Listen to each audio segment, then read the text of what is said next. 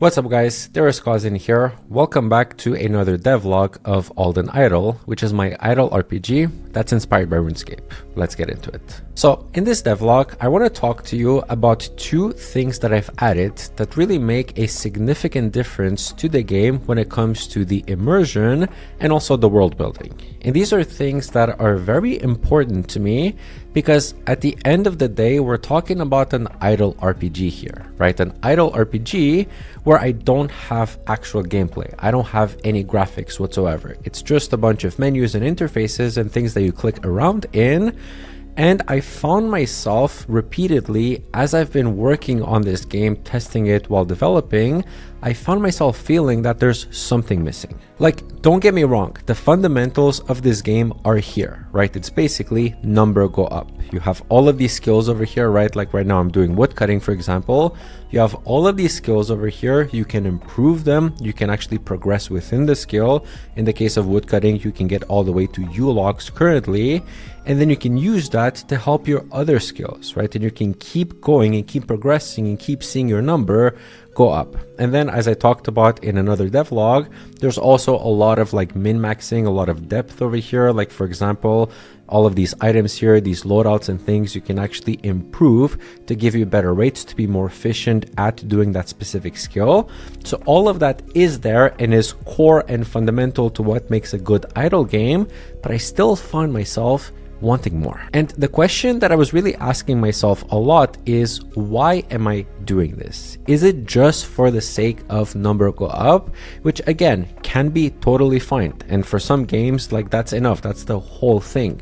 But I personally wanted something more. I wanted a reason to do these skills, and I wanted something more to work towards besides just these skills. And what I've added, I think, really solves that nicely without impeding the actual game and without feeling like I just added it for the sake of adding it. It actually has a real purpose inside of this game, and that's going to be factions and dungeons. So let's first start with the factions. So factions should be pretty familiar to anybody that's played an RPG, right? You have your standard Fighters Guild, Mages Guild, and so on. And factions, first of all, for me, they add just that little touch of a world building, because now it's no longer just a collection of skills inside of a menu, inside of a dashboard over here. Now you have a Fighters Guild, which is an order of sworn blades and shields who train recruits in the arts of war. This is obviously placeholder text, but you get the idea. It kind of feels like this is a place, that this is a living, breathing ecosystem that you as a player can participate in. And that to me is really important. And what's cool is the way factions actually work. So everything revolves around your reputation within a specific faction. Every single faction, you're going to be able to get reputation in that faction. And based off of that reputation, the faction is going to give you some benefits that are going to be really useful in the other parts of the game as you're doing your non-combat and your combat skills. And this is a great way to integrate this part of a world building, this faction that exists on its own, but to bring it back into the core of the game, which is number go up through all of these skills over here. And these perks are really cool because it gives you an incentive to get reputation inside of this faction. And some of these perks will unlock unique items, right? Maybe you won't be able to wear a specific plate body, for example, until you have a specific reputation within the Fighters Guild faction, which gives you a direct reason to actually work within that faction and get reputation. Now, when it comes to getting reputation, you do that by completing quests over here. Now, this is something that I've really had to think hard, and I actually iterated quite a lot on the quests as to how they should actually work. Initially, I had quests kind of be this thing that you can just start and it would give you the same benefits that you would otherwise get from the skills, right? And you just wait like an hour to complete the quest and you would get like as the same XP as if you had, for example, fought 100 rats or whatever. But I didn't like that because it kind of competed with the existing systems that I had inside of the game. And I don't want to compete. I simply want to add and integrate in the way that makes sense and in the way that is valuable to you, the player. And the solution that I've landed on for the quests, I think is really good and works really well. So if I click here, any quest, I can open up the actual quest page over here. And here you're going to see that the requirements of the quest are things that you would otherwise be doing inside of this game if you were not even taking part of this quest. For example, killing 5 rats, right? You can kill rats standalone. You don't have to be inside of a quest to kill rats. But if you are inside of a quest, then every single kill from a rat is actually going to contribute to that specific quest, which is great because you as a player don't have to do anything else besides come here and actually start the quest. And then you're simply supposed to go back to do whatever you were doing before and just do that and get the progress inside of the quest.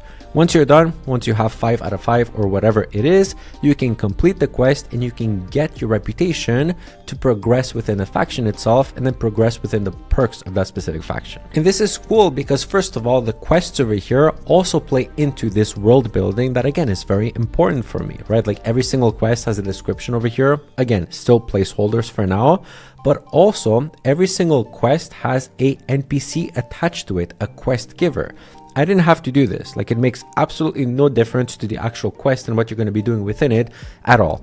But it makes all the difference when it comes to world building. And again, that's very, very important for me because you actually feel that you're part of a world, even if you're playing an idle RPG game without any sort of graphics or any actual world. And so then what you're supposed to do is you're supposed to go through all of these quests one by one. These quests can only be done once. And once you do them, they unlock basically the next set of quests, which you then do. And they're also organized by ranking within a specific faction to give you this nice sense of progression. And this, by the way, is another thing that you have to check off, is another checklist as part of this game. It's more content to the game, right?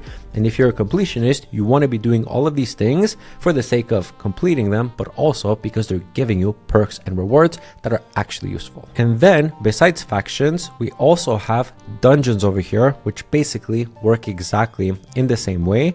It's extra content that helps with the world building, actually has some use inside of you in the sense that you're going to unlock new gear, unique things and cool things that are useful as you're doing your skills, and at the same time also integrate nicely with what you were already doing in the first place inside of this game. So every dungeon here, pretty similar, right? You always have kind of a sidebar here with some information and then the actual thing within the activity, in this case, the dungeon.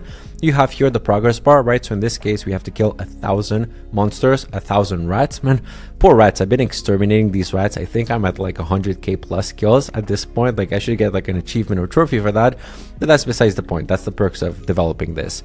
Every single dungeon has a list of monsters and a number of monsters that you have to defeat. And then the dungeon also has completion rewards, right? So you get some coins, you get some items, some unique rewards, and something that makes it worthwhile for you to actually do the dungeon. And then to start the dungeon, you simply press this enter dungeon button, and then it directly puts you to the combat screen that you can be on even if you're not inside of a dungeon, right? So again, it directly integrates with the existing content. It doesn't take anything away from it. It just adds to it in a very nice way. And this is your standard combat screen, right? You can select here your combat style, select your food, your equipment, and so on. And also because you are in a dungeon, you're not going to see the progress of the dungeon here. Again, this is placeholder UI for now. And also you're going to see the list of monsters inside of the dungeon so that you know where you are and also where you're going. Now, when it comes to dungeons, I really had to think hard and make a decision about how you're actually supposed to go through them. And that decision actually has a big impact on the experience of doing a dungeon. So what I've decided is I've decided against allowing you, the player, to actually stop mid dungeon. So for example, to come here and like hit a pause button or something while you're in the middle of a dungeon to, for example, I don't know, eat some food, change your equipment and do something like that. I've decided against that and instead opted for a system where you start the dungeon and then the dungeon progresses either until you defeat all the monsters and complete the dungeon, or you die at some point at which you fail the dungeon. Or obviously, if you manually choose to abandon the dungeon, you can also abandon it, but you lose all progress. And this was a deliberate decision because I want these dungeons to really be a challenge that you as a player have to prepare for, right? The whole point of this idle game over here, of this idle RPG, is you're supposed to do all of your skills over here, improve them to get good gear, to prepare yourself as best as you can to face a specific challenge. And then once you're ready to start the challenge or to attempt the challenge, you start the challenge and then there's no backing out. I mean, you obviously can back out, but you lose everything. You're in it until you die or until you actually complete the dungeon. And I think this raises the stakes in a very nice way and actually makes the dungeon super engaging and actually worthwhile doing. Like, you will feel proud after completing a dungeon because you know that you've earned it. And then of course that makes all of the rewards that you get from the dungeon also super cool, right? And maybe potential badges or trophies or titles or whatever of doing the dungeons super nicely. And what I was also thinking is some of these quests over here inside of the factions are going to be dungeons. And so to actually be able to get more reputation inside of the actual faction, you might need to do a dungeon, right? Which might be difficult, might require you to have a lot of combat skills and stuff like that, might require you to have a bunch of food and a bunch of high quality food, which of course you're going to have to do by fishing and cooking and so on.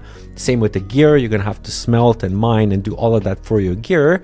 And it ties in every single system inside of this game in a super nice and elegant way. And I honestly love this because I managed to scratch my itch of wanting more from this game, wanting more than just a list of skills that I can just go through and improve.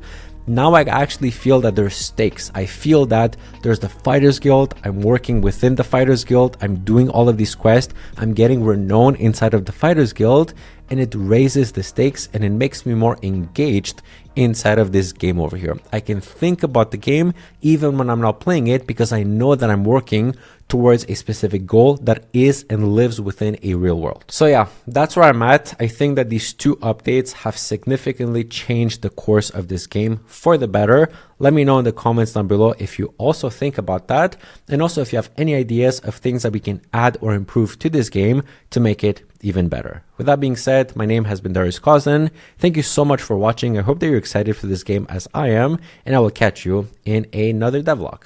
Ciao, ciao.